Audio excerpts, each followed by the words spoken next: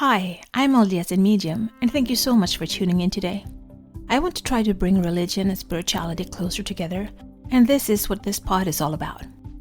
I will talk about my own thoughts and feelings as I am both LDS and have spiritual gifts, something that I've had my whole life, but I always thought that it was hard to combine these gifts with my religion.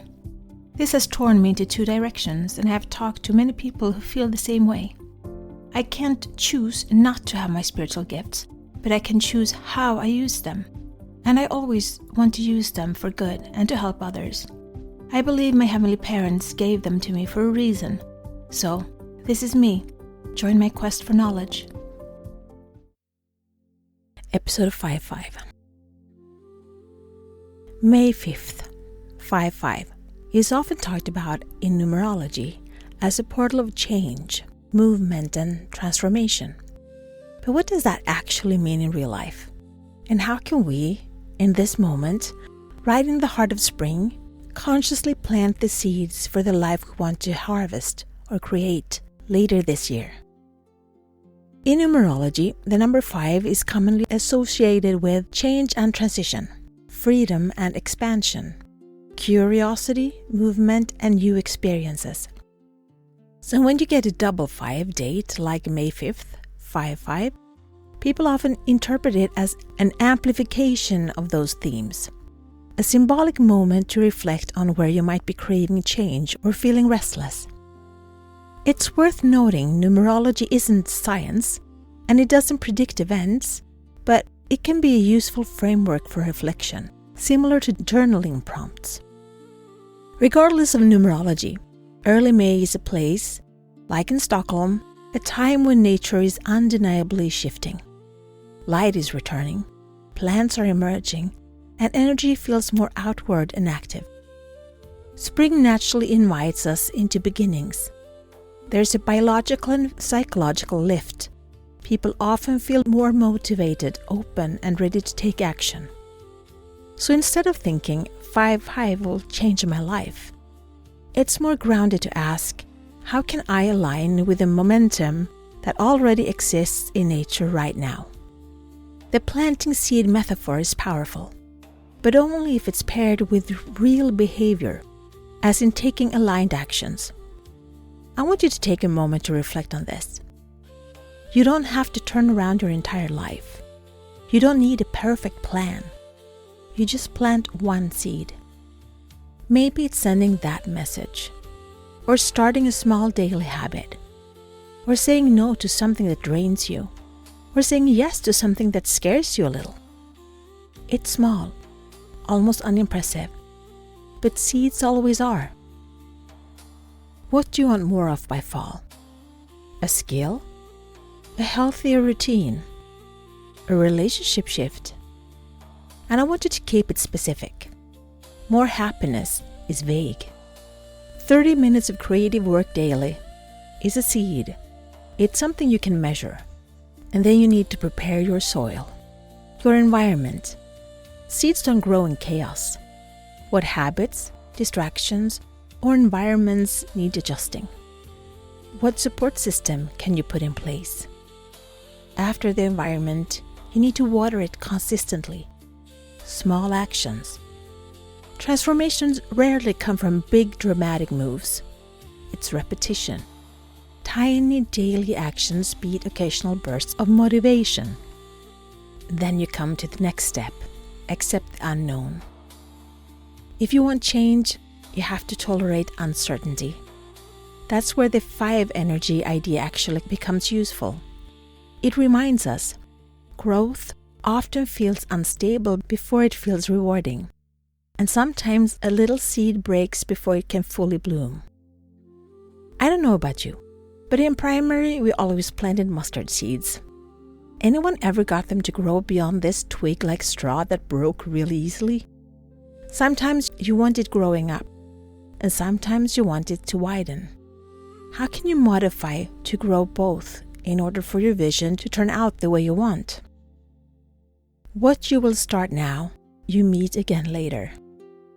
By autumn, some seeds will grow. Some won't. Some will evolve into something unexpected. That's not failure. That's feedback. I love the term feedback. It takes away the power from failure. You don't fail as long as you take the experience you've gotten up until now and use it as feedback to make changes accordingly. I never fail. I just get feedback on what isn't working so I can adjust. Just think about this. Where in my life am I craving change right now? What one small action can I start this week? What am I willing to release to make space for something new? If I stay consistent, what could my life look like by fall? You don't need a special day to change your life. But moments like 5-5 can serve as a mirror. Not because they hold power, but because they invite us to pause, reflect, and choose our direction more consciously. Sailors did that all the time. They looked at the stars and set a direction.